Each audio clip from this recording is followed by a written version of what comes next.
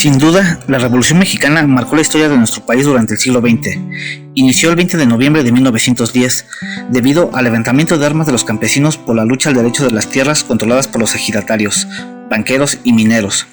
Por otro lado, como antecedente, se encuentra la dictadura de Porfirio Díaz en México desde 1876. Hoy, al cumplirse 110 años de tal conflicto, te contamos las etapas y algunos datos curiosos en torno a esa batalla.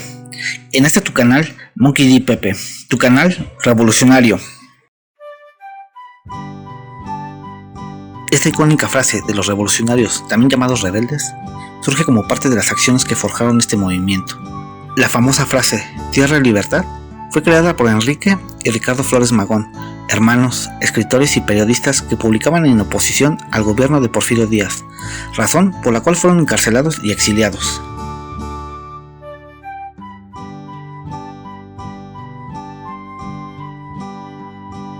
Así como en la conquista española, muchos hombres no cayeron por la guerra, sino por enfermedades como la viruela, tifo, paludismo y la influenza española, que invadían el país durante la Revolución.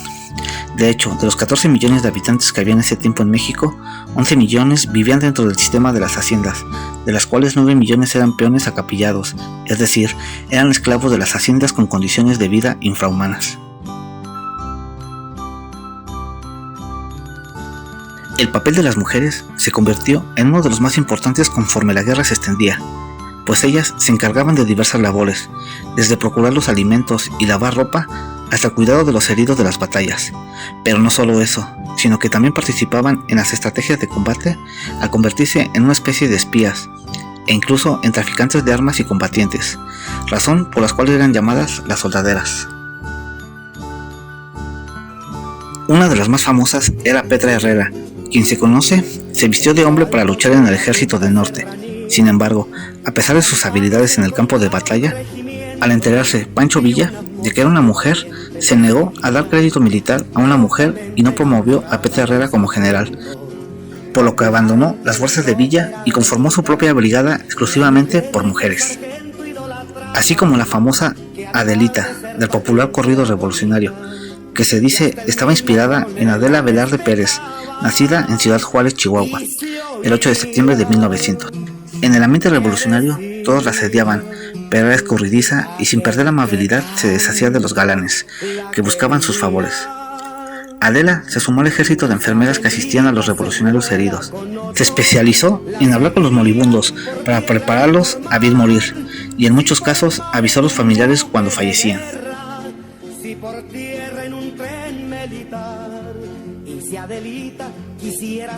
Asimismo, a los niños a partir de los 5 años se les encomendaban acciones como cuidar a los animales, acarrear el agua de los pozos a los campamentos o las tiendas, así como llevarle tortillas y comida a los revolucionarios.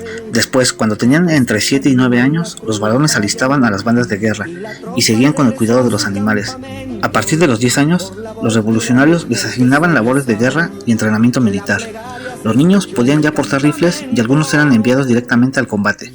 Sin embargo, una de las funciones más comunes para los niños era el espionaje. De acuerdo con los testimonios de la época y documentos históricos, los revolucionarios enviaban contingentes de niños a los poblados que seguían en el camino para que avisaran cuál era la situación. Además, los enviaban de avanzada para observar si había tropas por los alrededores y regresaban a dar aviso.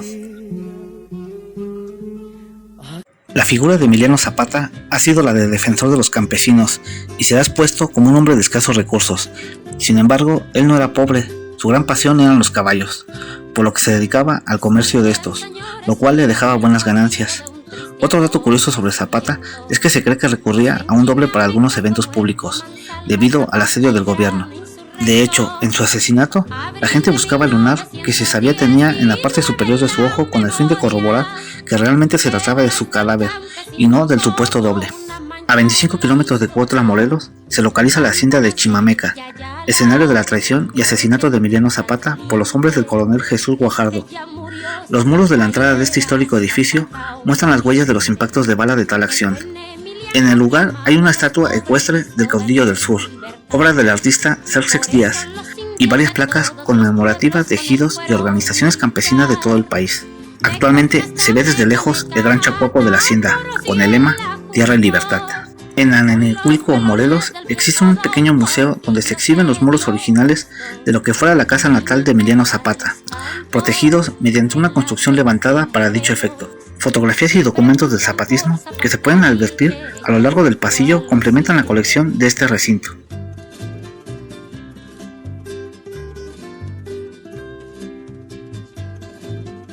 Otro de los personajes históricos de esta guerra está lleno de datos curiosos. Por ejemplo, de acuerdo con algunas investigaciones, el Centauro del Norte se casó al menos 27 veces y tuvo 26 hijos, de los que se dice sí reconoció y vio porque progresaran a través del estudio.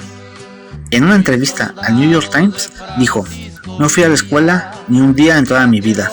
Sin embargo, Villa conoció la importancia de la educación y su papel transformador. Cuando fue gobernador de Chihuahua, creó 50 escuelas en un mes. Trajo maestros a quienes convenció diciéndoles que era la profesión que más admiraba. Asimismo, se conoce que el héroe mexicano Francisco Villa era tan carismático y fotogénico que la productora estadounidense Mutual Film Company produjo una película de ficción sobre su vida y permitió que él mismo la interpretara, La vida del general Villa, de 1914. De esa película en México solamente se conservan fragmentos. En el municipio de Lerdo, estado de Durango, la División del Norte se fundó el 29 de septiembre de 1913 en la Hacienda de la Loma. Ese día unieron sus fuerzas Pancho Villa, Maclovio Herrera, Eugenio Aguirre y Domingo Yuriar para coordinar el ataque a Torreón. Para ello formalizaron la composición de 4 brigadas y eligieron al Centauro del Norte como su jefe. En un principio fueron 4,000 hombres los que integraron las tropas, pero fue en aumento, al igual que su fama y sus victorias. El Cerro de la Bufa, a las afueras de la ciudad de Zacatecas, fue la posición clave durante la famosa batalla de Zacatecas, por la que el 23 de junio de 1914 la ciudad cayó a manos de la División del Norte, y con ello se selló el destino del gobierno de Victoriano Huerta. Por eso es que sobre el cerro se construyó una explanada llamada Plaza de la Revolución, con las estatuas ecuestres de los 3 generales victoriosos, Pánfilo Natera, Felipe Ángeles y Francisco Villa. En la zona está el Museo de la Toma de Zacatecas, dedicado a dicho acontecimiento. E igualmente, al pie del crestón del cerro, está el mausoleo de los hombres ilustres del estado de Zacatecas.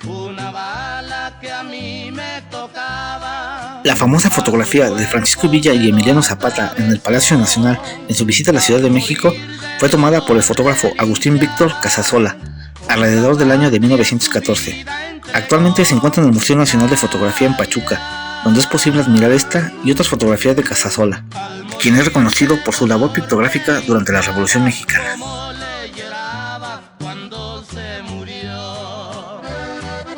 Gabino Eleuterio Juan Nepomuceno Barrera Flores, mejor conocido como Gabino Barrera, fue un médico, filósofo, positivista y político mexicano. Fue el primer director de la Escuela Nacional Preparatoria. También fue una figura de la Revolución Mexicana y personaje del corrido. Dirigió un batallón de aproximadamente 1,000 hombres por el estado de Guerrero, al sur del país. Batallón perteneciente al Ejército Libertador del Sur, a cuya cabeza se encontraba Emiliano Zapata. En la calle 6 Oriente del centro histórico de la ciudad de Puebla se encuentra la casa donde habitaron los hermanos Cerdán, hoy convertida en el Museo Regional de la Revolución. En esta casona, construida a principios del siglo XX, vivieron Aquiles, Máximo y Carmen Cerdán, quienes se oponían al régimen dictatorial de Porfirio Díaz y realizaban acciones de propaganda en su contra. Cuando su casa fue invadida por las fuerzas gubernamentales en noviembre de 1910, estas encontraron todo un arsenal dentro, por lo que le dieron muerte a Máximo y Aquiles. En 1852 se inauguró en la ciudad de Querétaro el Teatro de la República, con el nombre de Teatro Iturbide. Este edificio ha sido sede de importantes sucesos históricos, como el Consejo de Guerra que se formó para juzgar a Maximiliano y a los generales mexicanos Miramón y Mejía en junio de 1867, así como la promulgación de la Constitución Mexicana por parte de don Venustiano Carranza el 5 de febrero de 1917. La bola, en los tiempos de la Revolución Mexicana, eran las personas que se levantaron en armas contra el gobierno de Porfirio Díaz. Cuando había destrozos o saqueos y no había quien echarle la culpa, la gente simplemente decía que había sido la bola. Esta frase se remonta a las locomotoras y trenes de la Revolución, para acomodar los vagones en los patios. En un principio se usaban las mismas pesadas locomotoras que arrastraban a los trenes. y para agilizar estos movimientos se diseñaron locomotoras especiales más ligeras, más cortas y sobre todo más veloces. Cuando los ferrocarrileros las vieron, les pareció que estaban recortadas y por eso las llamaron las mochas. Y de ahí quedó decir, hecho la mocha, tomar el significado de moverse con rapidez. En México, carrancear significa robar. El verbo se acuñó por la idea de que representaba a Venustiano Carranza y sus soldados, que llegaban a los pueblos y sin miramiento para despojar de sus pertenencias a sus habitantes. Los fusilamientos estuvieron a la orden del día, y precisamente de este suceso cruel, sanguinario pero justiciero, para quienes lo realizaban nació la famosa frase chupó faros o ya chupó faros, ya que como una cortesía a los condenados a morir, fueran de un bando o de otro, oficiales, villistas o zapatistas, se les daba un cigarro para calmar el nervio. En ese entonces la marca más popular era Faros, aquellos pitillos mexicanos envueltos en arroz que aún se consiguen en una que otra tienda. Durante el año de 1910 en México se llevó a cabo un gran hecho histórico, un suceso que marcó el rumbo de nuestro país. Fue un proceso arduo y de tiempo en el cual miles de mexicanos entraron a combate, siendo así que la Revolución Mexicana se convirtió en un acontecimiento trascendental. Y como en cualquier ocasión, pasan buenos y malos momentos. Para resistir durante los tiempos difíciles, surgieron corridos. Estos se encargaban de ser una forma de testimonio, llevar la vivencia al oído de todos, con canciones que pasaron a la historia por su singular sonido y estilo literario. Aunque se dice de origen español, ganó popularidad durante la dictadura de Victoriano Huerta, cuando los ejércitos constitucionalistas la cantaban porque se dice que el dictador gustaba de fumar marihuana. Otra de las variopintas leyendas sobre el origen de esta canción cuenta que cuando Pancho Villa viajaba junto a sus guardias en un Ford T, dado que sus brazos y piernas sobresalían por todas direcciones, se decía que el vehículo parecía una cucaracha. Por ello, algunos versos de la cucaracha hacen referencia a la pandilla y al vehículo de Pancho Villa. El vehículo se encuentra expuesto en el Museo Pancho Villa en la ciudad de Chihuahua, en el que es posible apreciar los agujeros que hicieron las balas durante el asesinato de Villa ocurrido en 1923. Fue compuesta en 1892 por Gerardo Godina, luego de que él y el compositor Fernando Villalpando entablaron una competencia para componerle una marcha marcial al gobernador de Zacatecas. Un corrido que hace homenaje a los trabajadores del ferrocarril, el medio de transporte por excelencia de la época revolucionaria. Entre otros corridos populares destacan El Soldado, La Chamuscada, Francisco Villa y Zapata, así como El Barzón.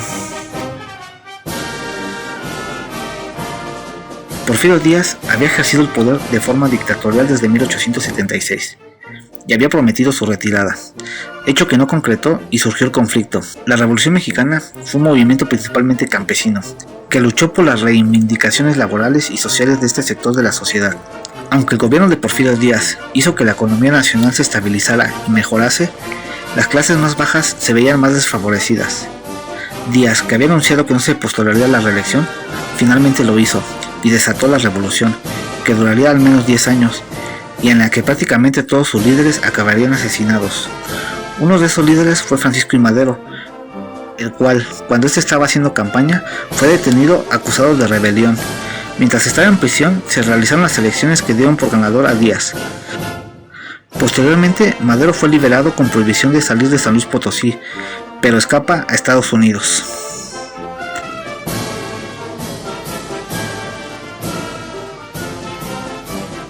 Seguro te enseñaron que esta frase se adjudica al empresario y político Francisco I. Madero, la cual utilizó en su proclamación en contra del porfiriato y dio inicio al movimiento revolucionario en 1910. Pero resulta curioso e irónico, dado que fue el propio Porfirio Díaz quien la dijo en contra de Benito Juárez para evitar que éste se reeligiera. Madero creó en 1909 el Partido Nacional Antirreeleccionista e inició una gran campaña electoral a fin de evitar la reelección de Díaz, pero el 6 de junio lo acusaron de tratar de organizar una rebelión y de ultraje a las autoridades, por lo que fue encarcelado y trasladado a San Luis Potosí. Luego, después de las elecciones, Porfirio Díaz se dio cuenta de que los resultados no le favorecían, así que cometió fraude y se declaró su reelección. Madero logró escapar y huye hacia San Antonio, Texas, donde proclama el Plan de San Luis Potosí. Este consistía en un llamado al pueblo mexicano a levantarse en armas considerando agotados los recursos legales, desconociendo la reelección de Porfirio Díaz en el cargo. anulando las recientes elecciones y convocando a nuevos comicios. Mientras tanto, Madero asumiría la presidencia provisional. El 25 de mayo de 1911, Porfirio Díaz renunció y se exilió a Francia, donde moriría en 1915. El ministro de Exteriores, Francisco León de la Barra, asumió la presidencia y tomó un gobierno de unidad nacional que fracasó y terminaron haciéndose las elecciones donde Madero se impuso con el 99% de los sufragios. Para ese tiempo, la fotografía fue el medio por el cual se pudo documentar la realidad de la revolución. Uno de ellos fue el mexicano Agustín Víctor Casasola, quien conforma una colección en el acervo de Archivo Casasola, lo que lo convirtió en uno de los primeros fotógrafos documentalistas de Latinoamérica, aunque una de las imágenes más populares sobre esta época no fue tomada por Casasola, sino por Jerónimo Hernández. Nos referimos a aquella donde una mujer se asoma desde un vagón de tren. En el antiguo faro del puerto de Veracruz, hoy convertido en el Museo de la Ciudad de Veracruz, se exhiben esculturas de personajes importantes de la época revolucionaria, así como algunos objetos personales y documentos que pertenecieron a Venustiano Carranza, quien en esa ciudad asentó los poderes de su gobierno provisional en 1914. Por último, a pesar de tratarse de una guerra donde corrió gran cantidad de sangre, tanto de revolucionarios como de soldados del ejército, los ideales de las corrientes populares y campesinas de la Revolución Mexicana se quedaron plasmadas en la Constitución de 1917, que en ese tiempo resultó la más avanzada del mundo.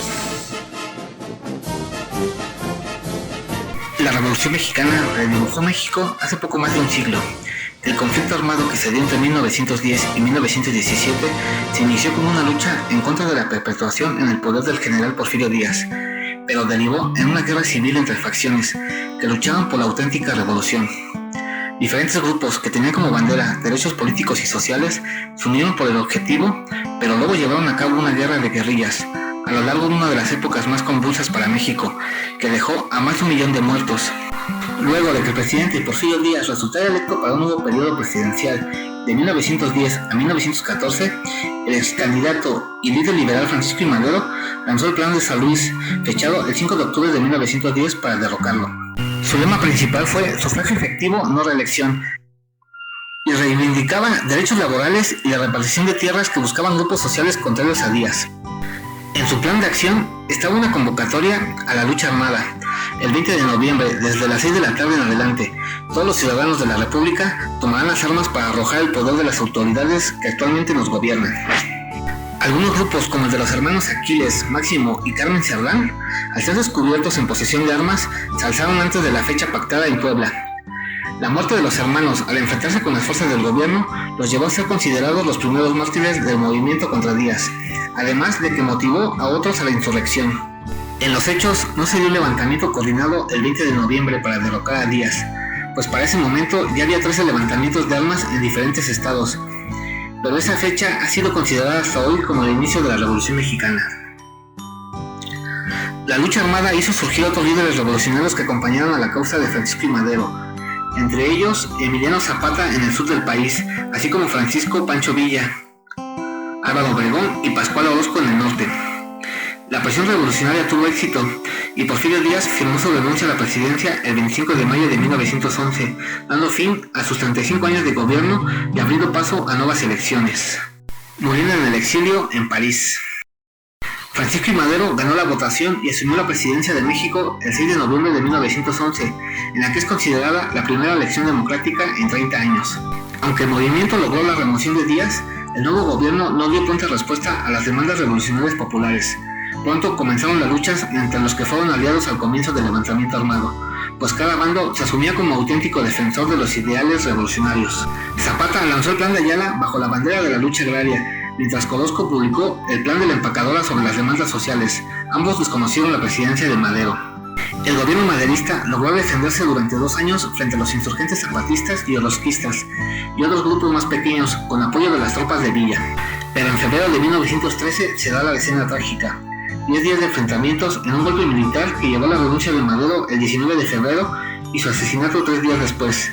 Victoriano Huerta, conspirador del golpe con el grupo llamado Los Contrarrevolucionarios, asumió la presidencia ese mismo día. El Pacto de la Embajada, conocido así porque se firmó en la sede de Estados Unidos en México, tuvo éxito, aunque originalmente no tenía a Huerta como el elegido para la presidencia. Para combatir a Huerta, llamado el Usurpador, una reorganización de fuerzas revolucionarias del norte llevó a la creación del Ejército Constitucionalista, al mando de Venustiano Carranza. Con el Plan de Guadalupe enfocó la lucha revolucionaria contra Huerta, hasta lograr que el presidente golpista deje el poder en julio de 1914 y Carranza asuma el gobierno. Victoriano Huerta se fue al exilio a Estados Unidos luego de presentar su renuncia. Poco después, la Convención de Aguascalientes entre líderes revolucionarios llevó al desconocimiento de Carranza como presidente, por lo que nuevamente se abren dos grandes bandos, los convencionistas y los constitucionalistas. Carranza, quien se hace llamar líder máximo de la revolución, traslada su gobierno a Veracruz, mientras que los convencionistas nombran a Eulalio Gómez como presidente. A partir de entonces viene una guerra de guerrillas, las luchas armadas entre los bandos, en las que se da el grueso de las muertes, calculadas en más de 1 millón, se prolongaron desde octubre de 1914 hasta noviembre de 1916. En ese mes, el gobierno y ejército de los convencionistas declaran su fin, aunque fuerzas zapatistas y villistas disminuidas siguieron su lucha durante meses. La balanza finalmente se inclina hacia las fuerzas de Carranza, quien desde septiembre de 1916 convocó un congreso constituyente para redactar una nueva Carta Magna en el país. Los constituyentes, electos por votación popular a finales de ese año, trabajaron en su plan de reunificación de las causas revolucionarias hasta comienzos de 1917. Luego de ser votada el 31 de enero, la nueva constitución es promulgada el 5 de febrero de 1917, marcando lo que se considera el fin de la Revolución Mexicana. Pero la lucha violenta por el poder no terminó ahí, pues las fricciones entre bandos desembocó en los asesinatos de líderes revolucionarios como Zapata en 1919, Carranza en 1920, Villa en 1923 y Obregón en 1928, entre otros. Sin embargo, las bases del Estado moderno mexicano se establecen con la nueva Carta Magna. El documento consagra causas revolucionarias como el derecho agrario, los derechos laborales, la educación y la salud garantizadas por el Estado, la libertad de prensa y los derechos políticos vigentes más de un siglo después. La Revolución Mexicana nos dejó importantes legados, siendo la Constitución de 1917 uno de ellos, pues fue la pionera en el reconocimiento de los derechos sociales y laborales emanados del liberalismo francés a nivel mundial.